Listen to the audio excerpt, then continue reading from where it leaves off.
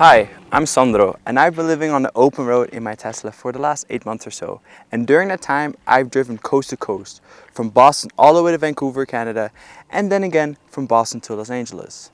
And during those months, I have bulldozed a total of 40,000 miles. And this is what I learned bulldozing across the United States.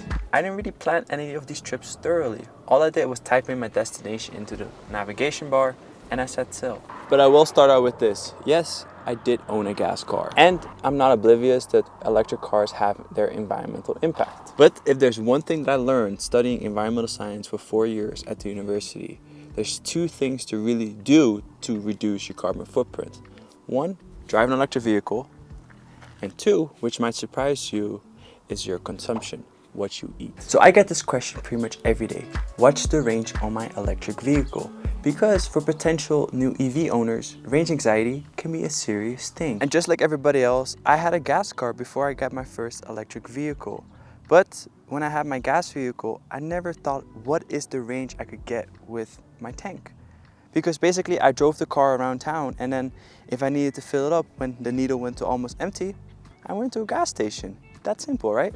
So why is this different with an EV? Because people assume that you can run out of juice really easily with an electric car. So this is a 2023 refreshed Tesla Model X with an EPA estimated range of 351 miles. I have never driven the full range, so I've never driven from 100 to 0%. What I can comfortably say is that with an EPA range of 351 miles, I can drive 3 to 5 hours before I have to go charge.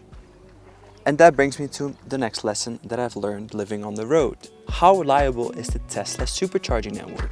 So over the last 3 years, I have owned 3 Teslas, 2 Model 3s and this Model X. So I probably honestly have had more Teslas over the last 3 years than girlfriends. And since starting to live on the open road since October 2022, I visited 44 supercharging stations. The most expensive supercharging stop that I've had, which I basically fully charged my car, was in Lubbock, Texas. And I spent a total of $29.97 supercharging. And to my surprise, I've never been to a supercharging station where none of the stalls were working or the charge that I needed just didn't exist.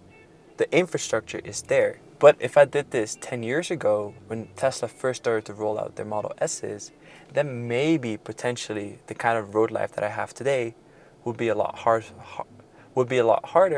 and potentially not be feasible. So something that I recently learned is how inefficient gas cars are. So the fuel you put into your car, only about 12 to 30% of that fuel actually propels the car forward.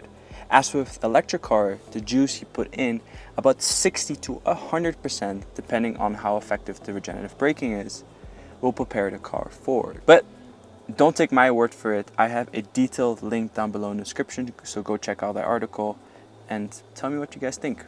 I'm really excited to see what other car manufacturers are gonna do. But Tesla already has done its job, as it is already accelerating the world to a more sustainable future. And that is something I think we all want, right? But that's my life. And if you want something cool to watch, go check out my new video right here of my road life essentials.